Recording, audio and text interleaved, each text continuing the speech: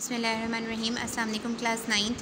This is exercise number 2.4 and today we have to do question number 1 and 2. So question number 1, use the laws of exponents to simplify. The first question is 243 raised to power minus 2 by 3, 32 raised to power minus 1 by 5 and 196 raised to power minus 1 and the square root of this thing. So we will start our solution. First we have to change this 243 and we have to make the factors of this. Right, 3 8s are 24, 3 1s are 3, then 3 2s are 6 and 21 left, so 3 7s are 21, 3 9s are 27, 3 3s are 9, 3 1s are 3. So this will be changed into 3 power 5 minus 2 by 3 as it is.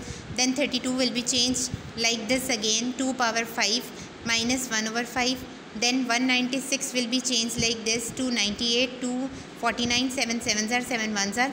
Then 2 power 2 and 7 power 2 whole power -1 और square root की power हमारे पास आ जाएगी 1/2. ठीक है, जब हमारे पास जैसे यहाँ पे 2 वैल्यूज़ हैं तो इसका मतलब है यहाँ 2 की पावर 2 हो जाएगी और यहाँ पे जैसे 7 की 2 वैल्यूज़ हैं तो यहाँ पे 7 की पावर 2 हो जाएगी. इसी तरह जितनी पावर्स होती हैं, लाइक यहाँ पे हमारे पास 1 2 3 4 5 है तो ये हो जाएगा 2 पावर 5. इसी तरह आपने इसको पावर्स में चेंज कर देना है. फिर आप 5 को 2 से मल्टीप्लाई करेंगे, 5 2 से 10, 10/3 और minus sign as it is आ जाएगा. देन ये 5 इस 5 के साथ कैंसिल आउट हो जाएगा, -1 रह जाएगा आपके पास. यहाँ पे आपके पास 2 power 2 into 7 power 2 as it is रहेगा और ये -1 1 के साथ मल्टीप्लाई होगा तो -1 1s are -1 1/2 हो जाएगा. फिर उसके बाद आपने 10/3 को इस तरह से चेंज कर लेना है. 10/3 हम जैसे डिवाइड करके मिक्स फ्रैक्शन में चेंज करते हैं, 3 3s are 9 और बाकी आपके पास बचेगा 1 रिमाइंडर आपके पास, तो इसको हम लिखते हैं 3 होल 1/3, 3 होल 1/3. और चूंकि यहाँ माइनस साइन है इसीलिए 3 के साथ भी माइनस आ जाएगा और 1/3 के साथ भी. हमने इसको 2 पार्ट्स में डिवाइड कर दिया. ठीक है, बेसिस सेम करके पावर्स को अलग अलग कर दिया. फिर 2 पावर -1 एज इट इज़ रह जाएगा. इसके बाद हम यहाँ पे पावर्स को ओपन करेंगे, 2 पावर 2 इंटू -1/2. ये -1/2 इस 2 के साथ भी होगा और इस 7 के साथ भी. 7 पावर 2 इंटू -1/2. फिर इसी तरह आपके पास क्या होगा, यहाँ पे 3 पावर -3, 3 पावर -1/3.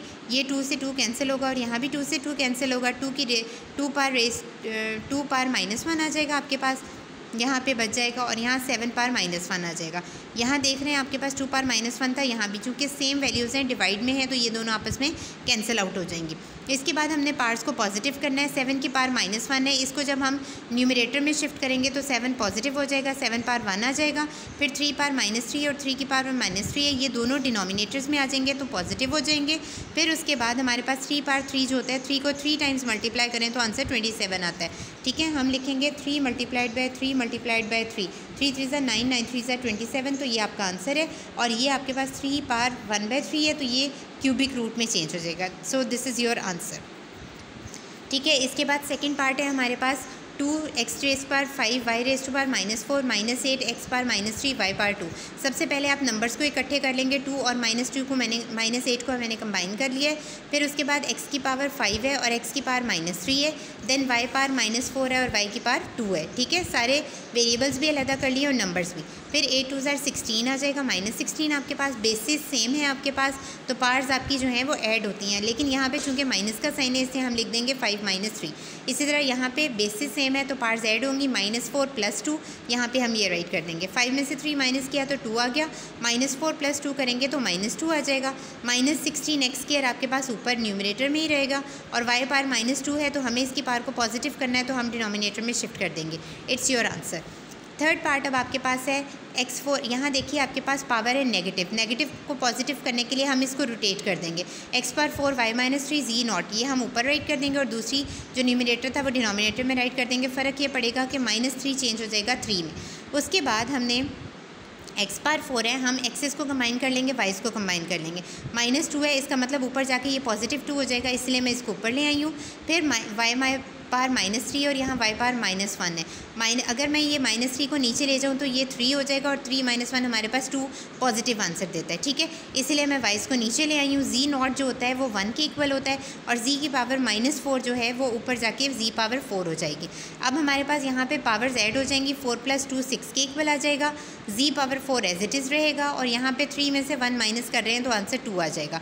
तो हमारे पास अब ओवरऑल हमारे पास पावर थी 3 तो 6 3 के साथ हर नंबर हर पावर जो है वो बाहर वाले पावर के साथ मल्टीप्लाई हो जाएगी. 6 3s are 18, 4 3s are 12 और 2 3s are 6. ठीक है, ये इसका आंसर है। नेक्स्ट आपके पास ये क्वेश्चन है, इसमें भी सिंपल सा कॉन्सेप्ट है। 81 को हमने चेंज किया 3 पावर 4 में, n चूँकि मल्टीप्लाई हो रहा था साथ ही मल्टीप्लाई हो जाएगा, 3 पावर 5 ऐसे ही आ गया। यहाँ पे 3 पावर 4 n माइनस 1 है, तो मैंने दोनों की पावर्स को अलग-अलग कर दिया है। 243 को चेंज किया मैंने इस फॉर्म में, तो ये 3 पावर 5 आ गया है। फिर यहाँ पे हमारे पास 9 जो है वो चेंज होगा 3 स्क्वायर में, 2n एज इट इज़ रहेगा और 3 पावर 3 वैसे ही रह जाएगा। ठीक है जी। उसके बाद हमारे पास 3 पावर 4 एंड 3 पावर 5 वैसे ही रहेगा। यहाँ पे मैंने 5 में से चूँकि बेसिस सेम थी इसलिए मैंने पार्ट्स को सब्ट्रैक्ट कर दिया। ऐड होता है बेसिकली, लेकिन अगर माइनस का साइन आए तो फिर माइनस आ जाता है। तो 5 माइनस 1 हमारे पास कितना हो जाएगा 4। अब इन दोनों में से एक अमाउंट हमारी ये है और सेकेंड अमाउंट हमारे पास ये है। इन दोनों में से हम 3 पावर 4 एन कॉमन ले रहे हैं। 3 पावर 5 और 3 पावर 4 इनमें से भी 3 पावर 3 हम कॉमन लेंगे, क्योंकि नीचे डिवाइडेड में 3 है और ये 3 पावर 3 आपस में कैंसिल होता है। अब 3 पावर 5 में से 3 पावर 3 कॉमन लिया है तो 3 स्क्वायर रह जाएगा, माइनस यहाँ से 3 पावर 4 में से 3 पावर 3 कॉमन लिया है तो 1 रह जाएगा खाली। ठीक है। अब हमारे पास डिवाइडेड 3 पावर 4 एंड 3 पावर 3 है, ये आपस में कैंसिल हो जाएंगे। 3 स्क्वायर 9 के इक्वल होता है, क्योंकि 3 3 9 होता है, माइनस 3 पावर 1 3 के इक्वल होगा। 9 में से 3 माइनस करेंगे तो आंसर 6 आ गया। नेक्स्ट आपके पास है question number 2, show that x, ये सारा आपने इसको शो करना है। एक्स ए ओवर एक्स बी है। जब आपके पास बेसिस सेम होती हैं और आपस में डिवाइड हो रहा होता है तो आप ये चेंज कर देते हैं ए माइनस बी में, मतलब ये बी ऊपर जाएगा तो ये माइनस बी हो जाएगा। तो एक्स ए पावर माइनस बी और ये जो ए प्लस बी है वो एज इट इज़ लिख देंगे। यहाँ भी बी माइनस सी हो जाएगा और यहाँ पे सी माइनस ए हो जाएगा। ठीक है। उसके बाद हमारे पास फॉर्मूला यूज़ हो रहा है ए माइनस बी ए प्लस बी, तो ये चेंज होता है A square minus B square में, दूसरा चेंज हो जाएगा बी स्क्वायर माइनस सी स्क्वायर में और तीसरा चेंज हो जाएगा सी स्क्वायर माइनस ए स्क्वायर में। अब तीनों की बेसिस देखें सेम है, इसीलिए हम इन तीनों को ऐड कर लेंगे। A square minus B square plus b square minus C square plus C square minus A square is equals to 1। सभी आपस में कैंसिल हो जाएंगे। ए स्क्वायर माइनस, हमेशा कैंसिलिंग तब होती है जब एक पॉजिटिव होता है और एक नेगेटिव होता है। A square minus A square से, B square minus B square से, माइनस सी स्क्वायर प्लस सी स्क्वायर से। जब यहाँ से सभी कैंसिल हो जाएंगे तो यहाँ इसका मतलब है 0 रह जाएगा और x की पावर 0 जो होती है वो 1 के इक्वल है। तो ये प्रूव है। So this is all about question number 1 and question number 2। Today you have to complete these question.